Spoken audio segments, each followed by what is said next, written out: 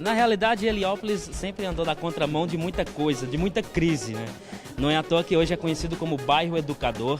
Tem muito tesouro por aí e a editora e gráfica Heliópolis veio para encontrá-los.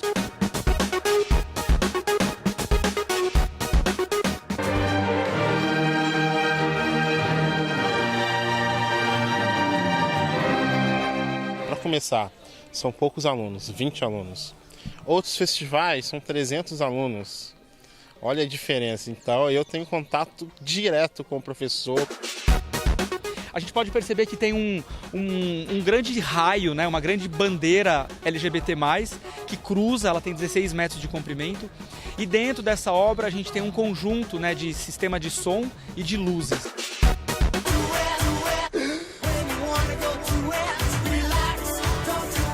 Você pode interagir com o filme Bandersnatch, da série Black Mirror. Bandersnatch. Bander what? Bandersnatch. A diferença é que você não escolhe o final, mas você toma decisões pelo personagem. A gente trouxe vários livros de referência da minha biblioteca e de forma que você vai mergulhando dentro de um universo de livros que somos nós.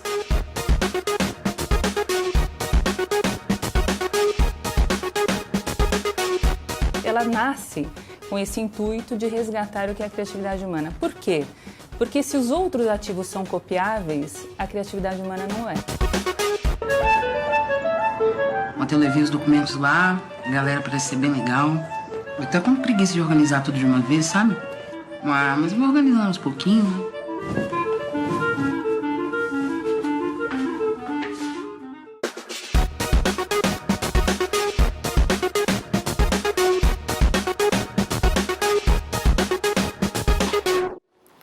Estamos juntos, Metrópolis no ar? Boa noite. O bairro de Heliópolis já tem uma história de ações culturais ligadas ao teatro, à música, ao audiovisual. E agora tem novidade na literatura.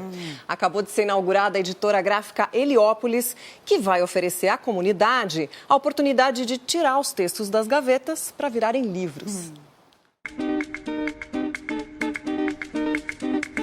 Tive uma frustração muito grande, que em 2009 eu tentei publicar meu primeiro romance, e aí só negativa. E aí eu fui tentar entender se aqui em Heliópolis tinha mais gente que tinha o mesmo problema que eu. E aí eu vi que era muita gente. Então, com o tempo, eu fui entendendo um pouquinho a lógica do mercado, a questão também muitas vezes do preconceito de ser um morador daqui.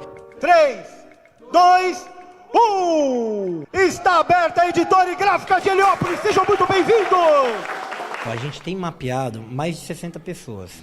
Porque o que acontece? Tem pessoas que não se consideram escritores porque não tem livros publicados e não tem um livro fechado. Mas você pega a pastinha dele, tem 200, 300 poemas lá. Eu sou professor de literatura da galera que produziu esse livro. Lancei a ideia para a galera do terceiro ano do ensino médio que eu estava a fim de fazer vários cordéis, um trabalho coletivo e transformar num livrinho.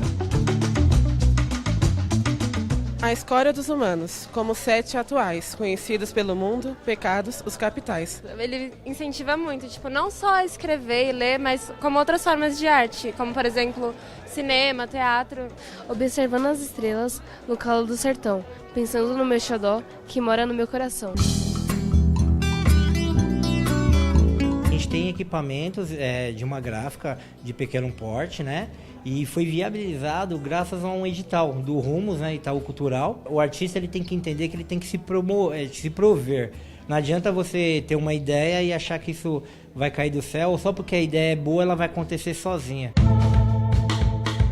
Desde o começo, a gente se preocupou com a questão do papel. Então a gente falou, vamos papel reciclável. A gente começou a estudar qual que era a melhor forma em termos de qualidade, em termos de sustentabilidade. E aí a gente chegou logo no começo da pesquisa nesse papel, feito do bagaço da cana-do-açúcar, né? O livro é um registro das ações do Sarau Musical da Capoeira que a gente realizou no ano de 2018. Há uma parte, um espaço no livro onde cada poeta vai fazer a poesia, escrever a sua poesia na hora ao entregar às pessoas que adquirirem o livro, que tiverem acesso a esse material. Que é o que você estava fazendo agora aqui? Estação MASP. Cuidado com quem planta formas entre os que vão livres. um problema muito grande que o escritor enfrenta hoje é a distribuição, é a venda. Então, por exemplo, às vezes ele faz uma tiragem muito alta para poder ficar mais barato, para poder ficar viável fazer a obra, só que aí ele pega 1000 livros, ele vende 200, aqueles 800 livros começam a dar problemas enormes para ele. Então, qual que é a ideia? Ele faz 50 livros, e aí conforme ele vai vendendo, e a gente vai fazendo ações, que vê que está acabando, a gente volta para a gráfica e faz mais. Então você trazendo mais próximo das pessoas o universo da literatura, não como algo que está num Olimpo, você fomenta também o trabalho da leitura, né? Porque é um universo que vai estar muito próximo das pessoas. Diante dessa crise que o Brasil está vivendo no mercado de livrarias, de editoras, etc., isso aqui é uma conquista que está indo na contramão, né? Na realidade, Heliópolis sempre andou na contramão de muita coisa, de muita crise, né? Não é à toa que hoje é conhecido como bairro educador. Tem muito tesouro por aí. E a editora e gráfica Heliópolis veio para encontrá-los.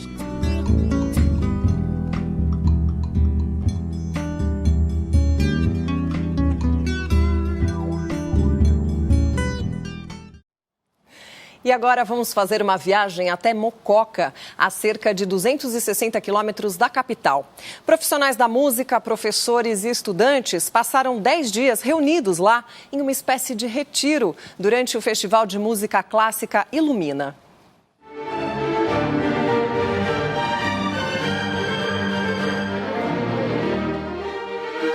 Olha, eu acredito que o Ilumina foi escolhido aqui numa fazenda por um propósito, porque a música ela é completamente conectada com a natureza, com a sua versão mais pura de si mesmo, com a sua conexão com a terra, com o solo.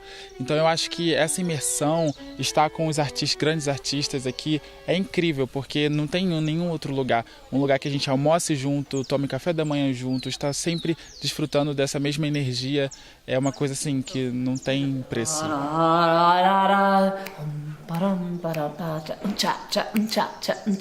Swing.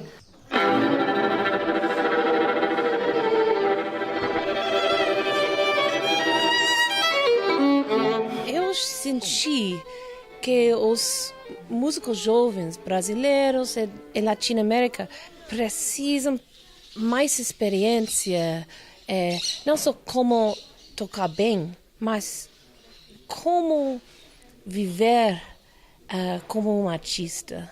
Esse festival pode mudar o mundo da música. É importante para dizer que a diferença não é só para os músicos jovens, é para todos os músicos. Eu acho que todos têm esse sentimento que esse festival tem um poder para mudar.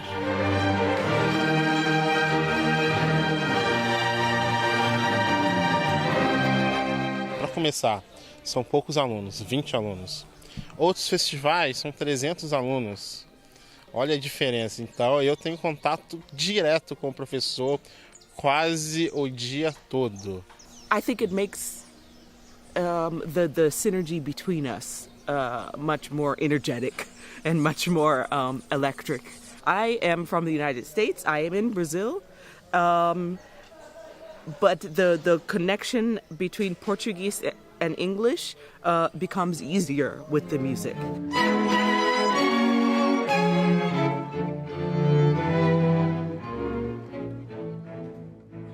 Isso é fantástico porque deixa muito claro que o nosso ponto de encontro é a música. A gente tem foco no que a gente tem de comum. Então você pode vir aqui da Dinamarca, como o nosso violista, o outro sueco, de repente assim, tem um outro que é da Bolívia.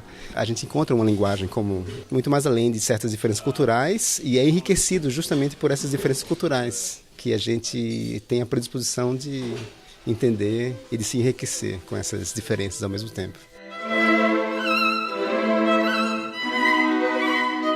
Play music with good heart, because it's not just about technique, it's not just about the performing, it's about sharing this heart, and the students here are teaching me this every day. When they say good morning, they're showing me their heart, and it's like when they're playing music, they're giving me their heart, and I'm learning a lot from this. So this is my lesson for that I will keep for a very long time.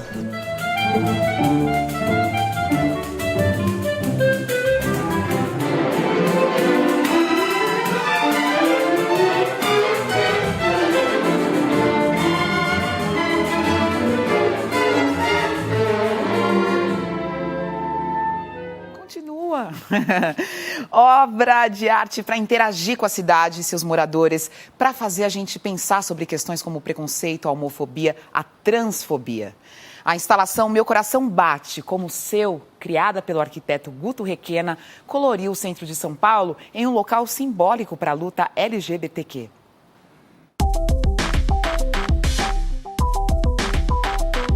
Bom, essa obra se chama Meu Coração Bate Como o Seu, então ela é uma mistura, um híbrido, né, de mobiliário urbano com uma arte pública interativa. A ideia é que essa obra fosse uma espécie de um memorial que presta homenagem ao ativismo LGBT+, no Brasil. A gente está na Praça da República, coração pulsante da história de São Paulo. O primeiro grupo de ativismo, né, da história se reuniu aqui, num prédio ali na frente, 8 pessoas, para fundar um grupo de ativismo LGBT+, chamado Somos. 1978, durante a ditadura, um momento de muita repressão, né, à comunidade LGBT+. Mobiliário urbano é um lugar onde tem alguma função para a cidade, né? Um banco pode ser um mobiliário urbano, um ponto de ônibus, um lugar para parar a bicicleta. Então a ideia é que ela não seja apenas uma coisa para ser observada, a beleza dela, mas que você possa de fato sentar, contemplar a praça e que ela tenha uma função também. É uma praça e todo mundo acaba ficando junto, né? Aí você acaba sentando um pouquinho, vê as outras pessoas sentadas e acaba conversando com alguém, tudo. A pessoa se entretém de ver aquilo, né? Eu acho que essa proposta deu para conectar mais a gente com o meio ambiente, né? A pesquisa começa com o material, então são uns tubulões. Esse tubulão metálico ele é um material típico utilizado para fazer, utilizado embaixo da terra, para passar sistemas de água pluvial, para passar rede elétrica. Então também tinha um pouco essa ideia de trazer o que está debaixo da terra para cima, né? Que essa comunidade underground vir para a superfície. Então quando as pessoas sentarem, elas vão poder ouvir trechos, né? Relatos de ativistas que eu fui coletando durante alguns dias, contando sobre as suas histórias pessoais. Eu, pelo menos, aprendi desde muito cedo que eu ia ter que resistir para existir. Eu acredito que a cidade do futuro é um lugar que não é apenas um lugar com muita tecnologia, mas é um lugar que estimula relações fraternas, empatia, coletivo. Então essa obra ela faz parte de um conjunto de obras e de coisas que eu tenho tentado fazer na rua para convidar as pessoas a virem para a rua. E acho que é o que mais está faltando na cidade hoje, de fato, é a empatia, né? Eu acho que a cidade tem que ter mais cor, né? Grafite, desenhos, obras de artes coloridas. Eu valorizo, acho bacana. É legal que o momento que a pessoa reflete, né? Sobre o que está acontecendo na sociedade e o ambiente é legal, né? Tipo assim, tem várias cores aqui, preto, azul, vermelho. É bastante, é muito legal, muito mesmo. Queria convidar todo mundo a aproveitar esse momento do ano de férias, de vir conhecer o centro, de vir passear aqui na cidade. Estamos na frente do Sesc, que é incrível, 24 de maio, e venha conhecer a obra Meu Coração Bate Como o Seu e faça uma reflexão, qual é a sua causa?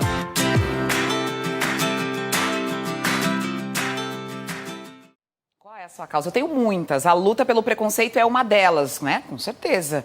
E o preconceito mata. O Brasil lidera os índices de assassinatos de transexuais no mundo e a gente tem que pensar nisso. E os fãs da série Black Mirror piraram com a experiência que a Netflix lançou com o filme interativo Bandersnatch. Como numa aventura de RPG, o filme permite que o espectador escolha os rumos da trama.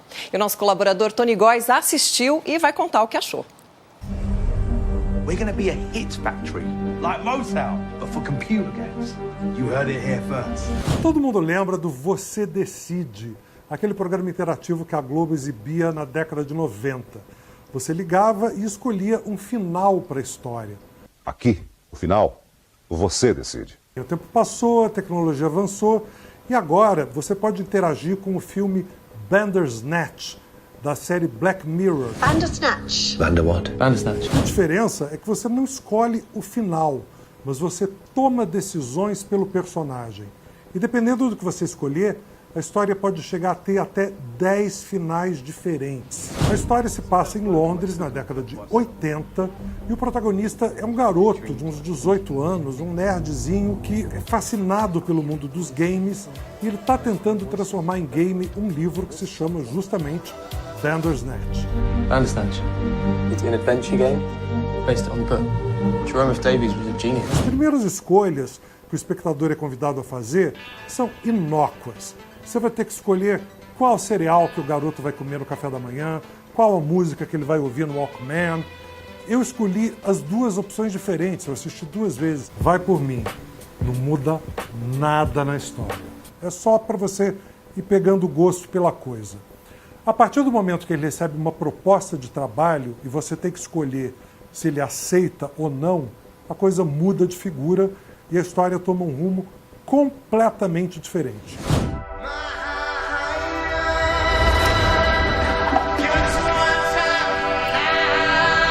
Às vezes é irritante, porque dependendo da decisão que você tomar, você vai chegar num beco sem saída e vai ser convidado a voltar atrás e escolher de novo. E alguns finais são muito abruptos, acaba de repente a história.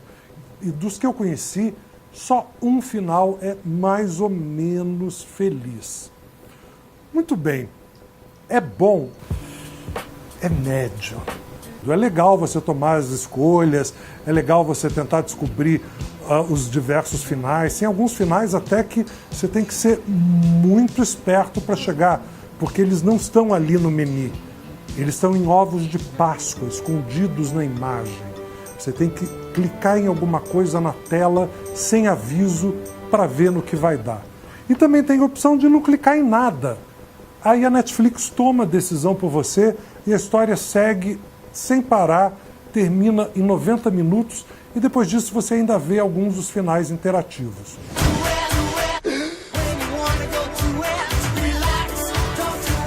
O que sobra no final é a dúvida. Será que é o espectador que controla a narrativa ou é a própria Netflix? Tem até quem diga que Netflix está usando Black Mirror para captar dados seus, do espectador, que depois ela vai vender para terceiros. E isso é muito Black Mirror. You're not in control. E no próximo bloco a gente vai receber aqui o secretário estadual de Cultura e Economia Criativa, Sérgio Saleitão. Os projetos, Lei Rouanet e, claro, economia criativa estão na pauta.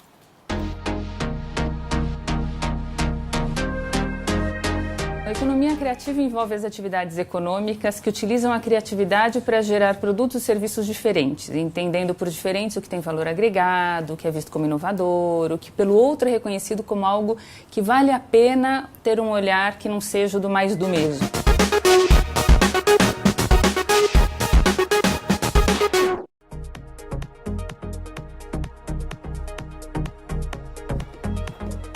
Desde que o mundo é mundo, o ser humano utiliza de criatividade e conhecimento para fazer dinheiro.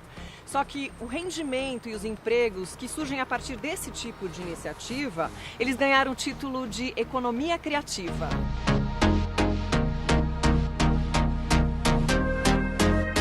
A economia criativa envolve as atividades econômicas que utilizam a criatividade para gerar produtos e serviços diferentes, entendendo por diferentes o que tem valor agregado, o que é visto como inovador, o que pelo outro é reconhecido como algo que vale a pena ter um olhar que não seja do mais do mesmo. A gente pode falar, por exemplo, do Favela News, no Brasília Teimosa, que fica na periferia de Recife, próximo de Boa Viagem, que as meninas começam a fazer produção audiovisual com os moradores da periferia. Câmera 1, gravando.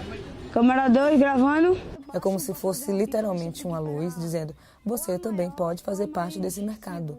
Não só como consumidor, mas também como produtor. Então vira o jogo. Você produz, ganha dinheiro, retorna, volta e todo mundo pode fazer parte. Então quando você faz esse cíclico gerando renda, você consegue visualizar a economia criativa. Fora isso, é hobby. Eu vou dar um outro exemplo. Um grupo de amigos que criou um bloco de carnaval. Bom, até aí não é novidade, né? Não fosse o fato de que esse bloco de carnaval não toca música de carnaval. Como é que começou isso? Pois é, a gente toca funk, toca axé, toca pop, mas não toca marchinha. Tivemos uma ideia, falamos, poxa, dá pra ter aqui em São Paulo, dá pra ser legal como é no Rio de Janeiro, só que aqui em São Paulo. E aí a gente resolveu fazer um bloco no ano seguinte. Com 18 mil pessoas no primeiro ano, o bloco Agrada Gregos passou para 500 mil de foliões nas ruas de São Paulo na última edição. A ideia deu tão certo que avançou o calendário. O carnaval é uma vitrine. Hoje, o Agrada Gregos ganha dinheiro com as festas que promove o ano inteiro. A gente cobra ingresso, a gente tem um faturamento de bar e isso que é o que faz a gente ganhar dinheiro durante o ano. Às vezes a gente guarda esse dinheiro e planeja bem para investir ele no carnaval para fazer girar de novo. Hoje, o grande ativo diferencial da economia é o talento criativo humano. E o bonito disso é resgatar o papel do ser humano dentro da economia, que por muitas vezes e ao longo de séculos ficou subjugado, que seria a tecnologia das máquinas ao capital e daí para frente. Então ela nasce com esse intuito de resgatar o que é a criatividade humana. Por quê? Porque se os outros ativos são copiáveis, a criatividade humana não é. A economia criativa representa hoje 2,6% do produto interno bruto do país. E São Paulo é o grande centro desses empregos no Brasil, seguido de Minas Gerais e Rio de Janeiro. 1/3 da geração desses empregos por esse tipo de economia está aqui. Você tem, por exemplo, na moda, um caso que é emblemático da São Paulo Fashion Week, que é uma plataforma de serviços criativos e colocou o Brasil, de fato, no circuito internacional de semanas de moda com um modelo muito diferente, né? Muito próprio, muito brasileiro e que, inclusive, virou uma referência internacional. Até o patrimônio histórico e cultural pode estimular a economia criativa. Em São Paulo, a revitalização de alguns prédios atrai público e renda. Iniciativas como, por exemplo, do Cine Joia, do Mirante 9 de Julho, que propõem um novo olhar sobre aquele espaço. Isso gera novos negócios, gera emprego, gera renda, gera arrecadação tributária, chama os turistas. Os turistas invariavelmente vêm e voltam quando o cidadão ali está feliz. Você não faz algo pensando no turista, você faz pensando na comunidade. Quando a comunidade está contente, todo mundo vem atrás. Mas não basta só ser criativo para ser bem-sucedido. As políticas públicas podem sim dar visibilidade, credibilidade e também acesso ao crédito. Tem muitos criativos em potenciais que não geram renda porque não sabem como, porque sempre falaram que não era possível, que talvez essa habilidade não seja suficiente para ganhar dinheiro. Então, se a gente olha com atenção esses territórios, a gente vai ver que está fazendo há muito tempo. E talvez a gente aprenda, digamos, um pouco mais rápido a acelerar o futuro se a gente ouvi-los. O fundamental nem é tanto investimento de dinheiro, mas sim facilitação de normas, regulamentação, desburocratização, capacitação de pessoas dentro de uma nova lógica, até para combater a informalidade, que essas pessoas consigam se entender como atores econômicos.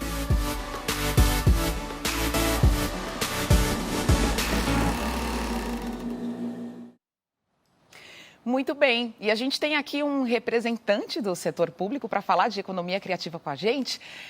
Muito obrigada, secretário Sérgio Saleitão, que está aqui com a gente. Queria agradecer, secretário de Cultura e Economia Criativa de São Paulo. Isso. A pasta que mudou um pouco de nome, a economia criativa ganhou um espaço no nome e ganha um espaço na gestão também, né? Exato, claro. Exato. Não é apenas uma denominação, né? Isso vai ganhar materialidade, vai ganhar concretude. Claro. A gente viu ali, já no final da matéria, alguns desafios que as pesquisadoras já colocaram. Então, eu começo por aí. Projetos para desburocratizar, regulamentar, capacitar as pessoas.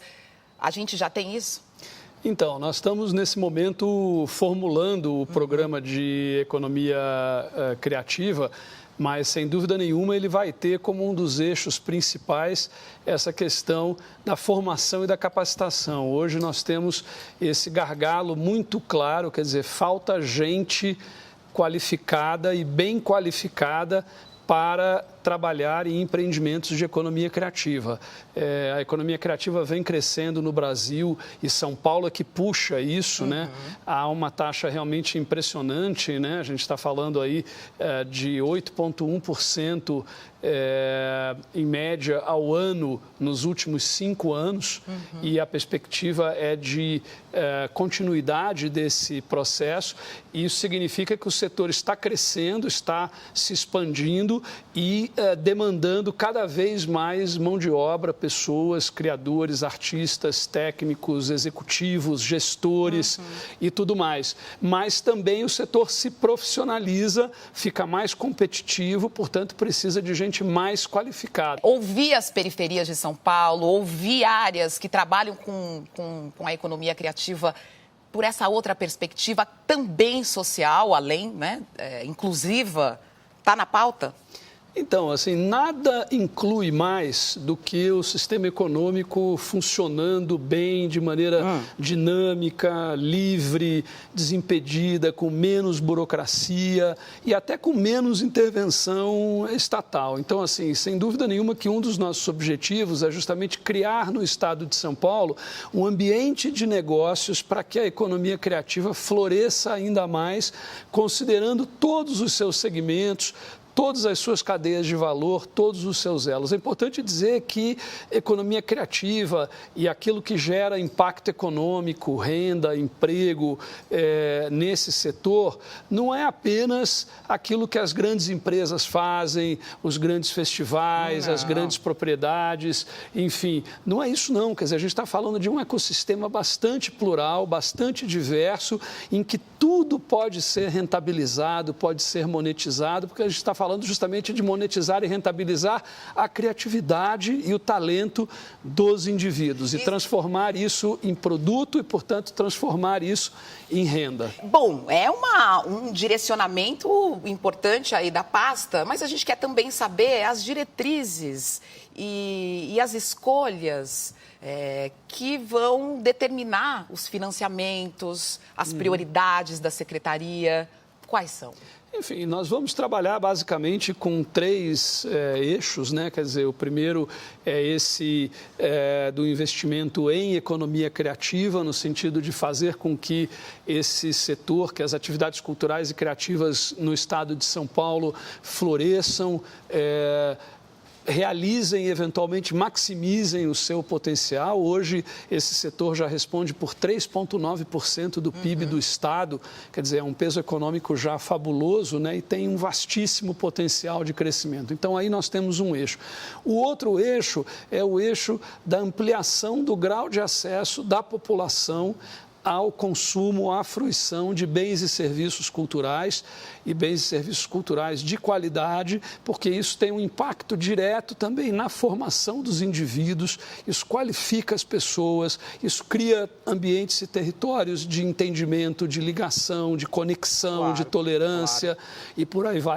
Terceiro eixo é a questão do patrimônio cultural, material e imaterial que nós precisamos preservar, revitalizar, tornar mais dinâmico, inclusive considerando o impacto que isso tem no turismo e em outras atividades. Então, preservar, revitalizar, fortalecer o patrimônio cultural material e imaterial. Por imaterial, a gente se refere às manifestações, às expressões culturais populares, tradicionais, que tem no estado inteiro e que podem ser fatores de geração de renda, emprego e por aí vai, e assim impactar o desenvolvimento da economia criativa. Então, tudo está interligado também, quer dizer, são 3 eixos, mas com muitas sinergias e convergências. E o dinheiro, hein, para tudo isso? O orçamento da cultura para 2019 consegue dar conta de tantos desafios e objetivos? Essa é uma questão importante, quer dizer, acho que, em primeiro lugar, nós precisamos maximizar os recursos existentes e a gente faz isso com planejamento, com rigor, ou seja, obter mais e melhores resultados com os recursos que nós temos. É preciso, com isso, a gente, né, com mais eficiência, com mais eficácia, a gente consegue fazer. Acho plenamente possível. Agora, qual o orçamento da cultura? Nós temos hoje cerca de 850 milhões de reais para 2019. Esse orçamento foi feito pela gestão anterior, né?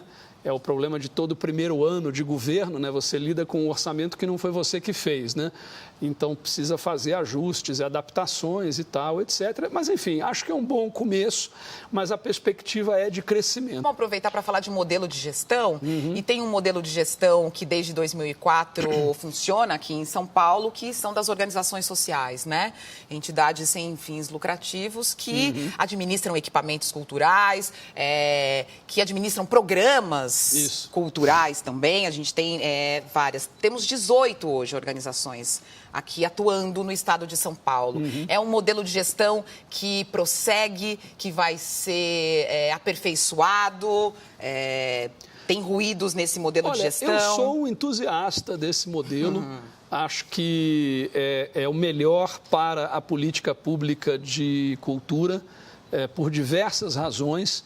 Também do ponto de vista da eficiência e da eficácia, porque é um modelo que dá muito mais agilidade do que aquele modelo tradicional 100% estatal, que eu não gosto. Na minha passagem recente pelo Ministério da Cultura, eu comecei a implantar as OS em nível federal. Emplacamos aqui uma na Cinemateca Brasileira, foi a primeira experiência e também muito bem sucedida. Eu acho que é um patrimônio, um capital que São Paulo tem, que é um modelo de gestão na cultura muito avançado. Então, nós vamos manter e aperfeiçoar esse modelo. Eu acho que nós já temos aí muitos anos de funcionamento, já é possível fazer um balanço, ver o que precisa mudar e vamos mudar em conjunto com as OS. Porque o aperfeiçoamento disso passa por uma avaliação, poder avaliar também o trabalho, por transparência, porque a gente teve alguns problemas, por exemplo, de corrupção, por exemplo. Na minha visão, o que faltou foi a Secretaria cumprir o seu papel nesse modelo, porque não é simplesmente você transferir tudo para as organizações sociais. Algumas responsabilidades ficam com a Secretaria, sobretudo no que diz respeito ao estabelecimento de diretrizes e metas e a mensuração e o acompanhamento do cumprimento dessas metas e também o trabalho de fiscalização. Eu acho que isso que acabou com o tempo diminuindo ou se esvaziando. Então, nós vamos retomar isso em diálogo com as OS para que haja claramente a determinação de diretrizes de política pública e a mensuração das metas e tudo mais para a gente ver se as organizações sociais estão de fato realizando o que devem realizar e cumprindo o papel de prestar um serviço de excelência para a população. Fomento. Leis de fomento movimentam esse mercado aqui em São Paulo, no Brasil inteiro. Então, a gente tem aí fomentos diretos e indiretos, né? No caso aqui de São Paulo, a gente tem o PROAC como um financiamento, um fomento, na verdade, um fomento indireto. Vamos aumentar esses números? Vamos ter mais dinheiro? Financiamento, fomento direto e fomento indireto com o mesmo peso? Então, no caso do programa de fomento, nós vamos ter mais recursos, vamos ter menos burocracia e vamos ter mensuração de resultados, que é o que não vinha sendo feito. É importante a gente mensurar o impacto disso para mostrar para os cidadãos, para os contribuintes, o quanto isso está revertendo de fato para eles, né? Para o conjunto da sociedade e não apenas para o setor cultural. Recentemente fizemos em nível federal um estudo de impacto econômico da Lei Rouanet ao longo dos seus 27 anos, que mostrou que para cada R$1 de incentivo fiscal foi injetado na economia R$1,59. Isso significa mais empregos, mais renda, mais inclusão e a economia brasileira se movimentando, né? Isso não é diferente aqui no fomento específico do Estado de São Paulo. Outra questão chave também é essa questão da gente fazer esses recursos chegarem ao conjunto do Estado, né? Então, teremos uma diretriz para isso, para que capital e interior, região metropolitana e litoral tenham um equilíbrio na aplicação desses recursos. Mas teremos, sim, mais recursos, menos burocracia e mensuração de resultados. Entendi. O senhor acabou de sair do Ministério da Cultura, que hoje não existe mais, é uma pasta, né? Foi agregada, é uma pasta que foi agregada ao Ministério dos Esportes. O senhor concorda com a sua opinião, né? Na verdade, mais do que concordar ou não, a sua opinião sobre o fim, sobre a extinção do Ministério. Dá para pensar cultura sem o Ministério da Cultura? Será que o senhor vai ter essa marca de ter sido o último ministro da Cultura do Brasil? Olha, eu acho que isso aí depende muito de cada governo, né? Qual é o arranjo institucional. Na minha visão, mais importante do que o arranjo institucional é saber qual é o grau de importância que o governo dá ao setor e à política pública para este setor, que não necessariamente precisa ser feita por um ministério exclusivo. Quer dizer, no mundo inteiro a gente tem casos de sucesso de políticas culturais que são feitas em ministérios que combinam outras áreas. É importante dizer aqui que, no caso brasileiro, agora no governo do presidente Jair Bolsonaro, 3 pastas foram fundidas no Ministério da Cidadania. Eu falei esportes agora, né? Além da cultura, o esporte e o desenvolvimento social, mas toda a estrutura do antigo Ministério da Cultura foi mantida agora na forma de uma secretaria especial de cultura. Então, eu diria que o efeito institucional é muito pequeno, porque você teve a manutenção do orçamento e você teve a manutenção da estrutura. Eu acho que a gente tem que torcer pelo sucesso do governo, porque o sucesso do governo é o sucesso do Brasil e é o nosso sucesso. Então, temos que torcer, contribuir e apoiar no que for possível. Claro, torcer e cobrar, né? Isso, porque cultura é nossa prioridade também. Exatamente. Também é uma prioridade. Isso que eu acho importante, na verdade. Quer dizer, é saber qual é o grau de prioridade, qual é o grau de importância que a política cultural vai ter. E, sobretudo, fundamental, manter as políticas, manter os programas, manter os mecanismos de fomento, a continuidade da Lei Rouanet é essencial. Sem ela, a gente não consegue pensar essa política cultural. Não haveria um museu privado aberto no Brasil sem a Lei Rouanet.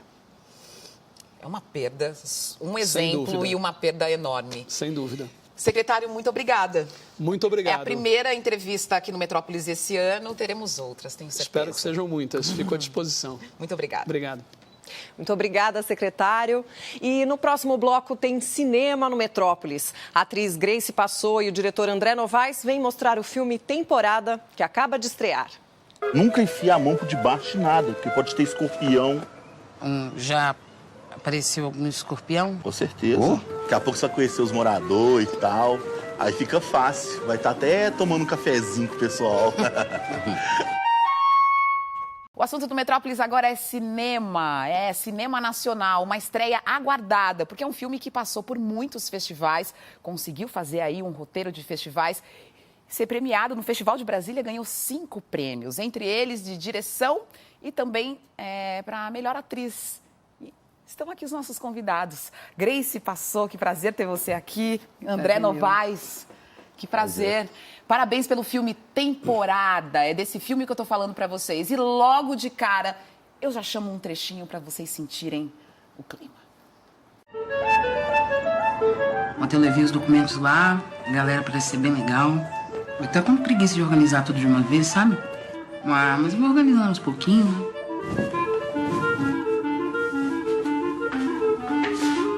Te liguei agora aí, você não atendeu. Te liguei ontem à noite, você não atendeu também. Me ligue quando você puder. Beijo, meu bem. Prima, mas se eu te contar uma coisa, você não fala pra ninguém, né? Essa personagem tá num período de transição, né? Tá no período de transição. É isso mesmo, ela muda de trabalho, de casa, de profissão, de relacionamentos afetivos. Acho que é um personagem que está no momento de, sei lá, consolidar sua independência. Acho que sinto muito isso, assim, que a Juliana, esse personagem ao longo do filme, ela vive essa saga, assim, de construir sua independência, assim. Então, acho que a história é um recorte da vida de uma mulher que está nesse momento, assim, de transformação e cuidando de si, cuidando da sua vida e criando mais independência e se olhando de formas diferentes e olhando para o mundo de uma forma diferente. A Juliana, no filme, o emprego novo dela é como uma agente dentro de um projeto, dentro de uma área que é de combate a endemias, né? Então, ela vai lá nas casas, entra nas casas das pessoas, invade, né, esse privado para conhecer essas pessoas. E você também já foi agente? Sim. Sim. E você, assim, nesse roteiro, a sua construção, a sua criação artística está muito galgada nessa vivência? É algo que para você é importante? Sim, é algo que acaba acontecendo naturalmente, assim, né? No caso do Temporada, mais especificamente, né, do combate a endemias, eu trabalhei no combate a endemias em 2007, né? E é isso, eu tive essa experiência, não trabalhei por muito tempo, né? Mas tive essa experiência e vivi várias situações que estão presentes no filme. Entendi. Né? E trabalhei com pessoas que foram atuar no filme também. Né? Isso é maravilhoso, né? Agora, a Juliana é uma trabalhadora, uma mulher da periferia, uma mulher negra. A gente está ali em Contagem, nessa região metropolitana, na periferia de uma grande cidade. Temas, lugares que você foca a sua câmera, lugares que você aponta a sua câmera, né? Sim, exatamente. O trabalho da produtora, né, que produz o filme, que é Filmes de Plástico. Filmes de Plástico, que eu faço parte, tem 10 anos, junto com mais 3 amigos, né? Que é o Gabriel Martins, o Maurino Martins e o Thiago Macedo Correia. Quase todos os nossos filmes têm essa temática, né? Questão periférica e tal. De personagens negros e personagens marginalizados, né? Então, a gente vem tentando falar disso cada vez mais e com cada vez mais respeito, né, por esses temas, né? Claro, por esses temas, por essas pessoas. A gente precisa olhar para esse Brasil no cinema. Isso também te levou ao cinema? Você que é uma atriz que a gente conhece tanto do teatro, uma diretora, uma dramaturga que está tão ligada ao teatro, esses caminhos, essas possibilidades também te levam? Completamente. De encontrar o André, encontrar o pessoal da Filmes de Plástico, eu não tenho dúvida de que isso me proporcionou um encantamento de um modo possível de fazer cinema, um modo possível de criar uma poética com os elementos de onde viemos, né? Do que somos, da nossa estrutura, né? Essas temáticas temáticas não, mas essas questões que você falou, para onde o André aponta a câmera, né? Isso faz parte do universo poético ali dessas pessoas, dessa produtora, do André, meu também. Me lembro a primeira vez que eu me reuni com todos eles e também com o André, eu me senti em casa, porque as locações se pareciam muito com os lugares da minha vida, da minha infância, o som da rua, a forma como as pessoas, a vizinhança se relaciona. Enfim, existe toda uma poética que são criados com elementos dali de dentro. Então, assim, a periferia ou mesmo...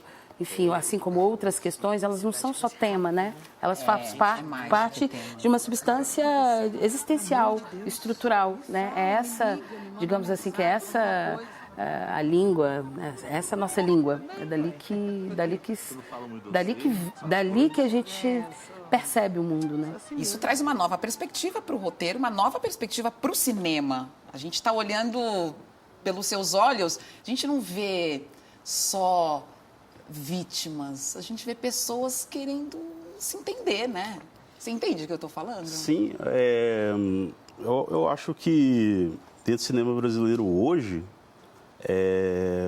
tem uma certa transformação assim, de alguns lugares, né? Talvez a periferia, o sertão, serem retratados agora por pessoas que são desses lugares, né?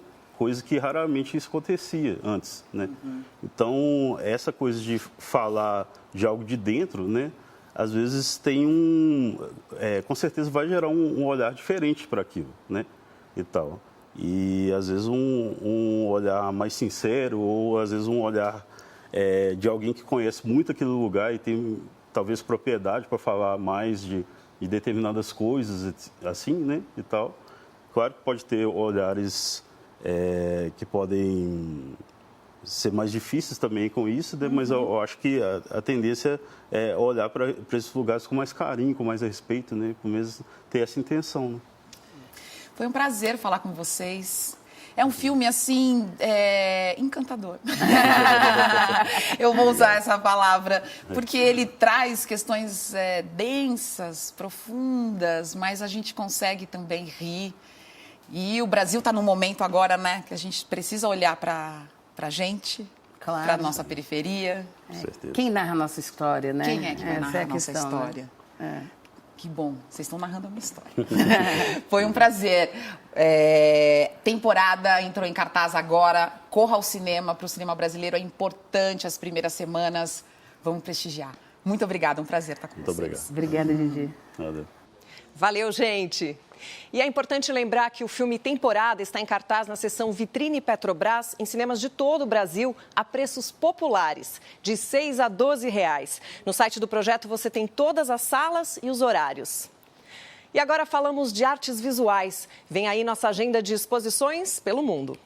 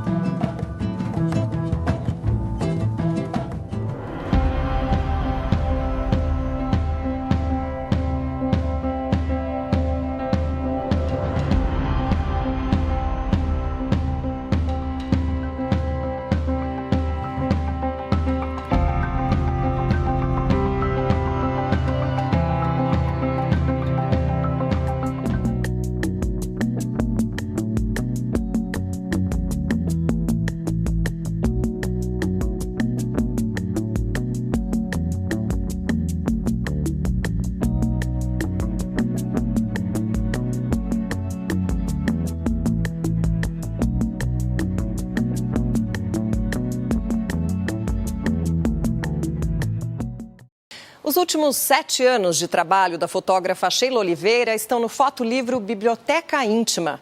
Formada em biblioteconomia, essa paulistana encontrou na fotografia uma possibilidade de transformar imagens em poesia.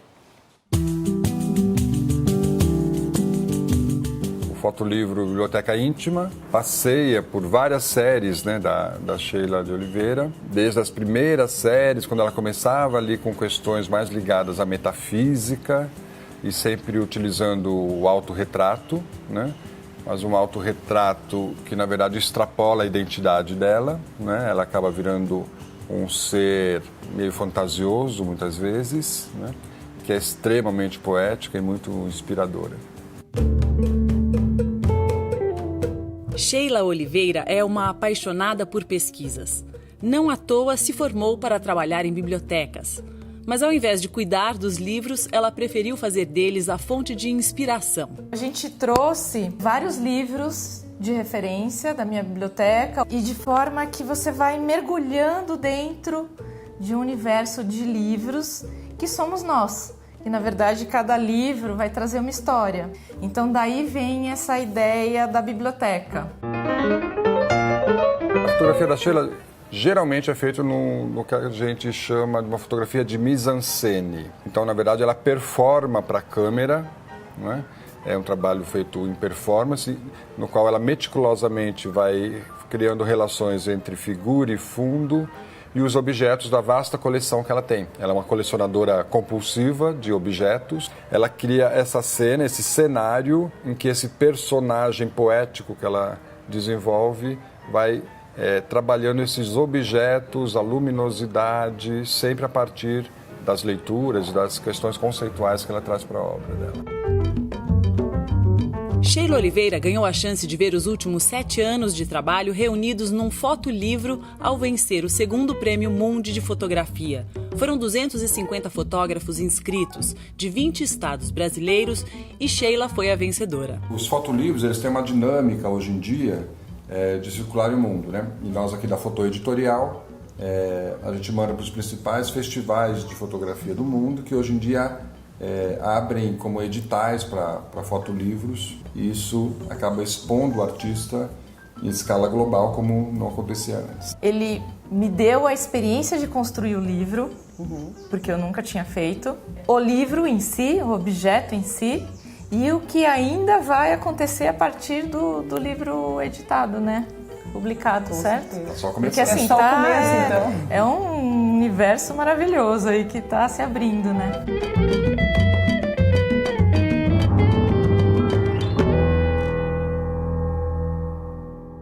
E Metrópolis de hoje termina com música. Isa e Caetano Veloso juntos cantando Divino Maravilhoso. Ah, eu adoro essa música. Eu também. Música de Caetano e Gil, né? Que foi gravada originalmente pela Gal no final dos anos 60 e que continua atual.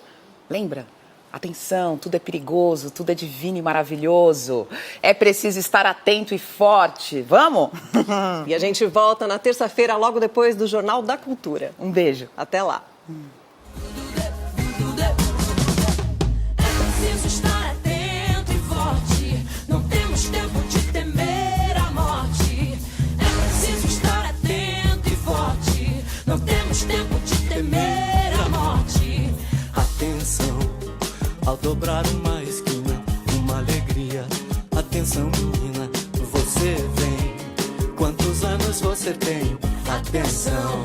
Precisa ter olhos firmes pra este sol, para essa escuridão. Atenção, tudo é perigoso, tudo é divino, maravilhoso. Atenção para o refrão. É preciso estar atento e forte. Não temos tempo de temer a morte.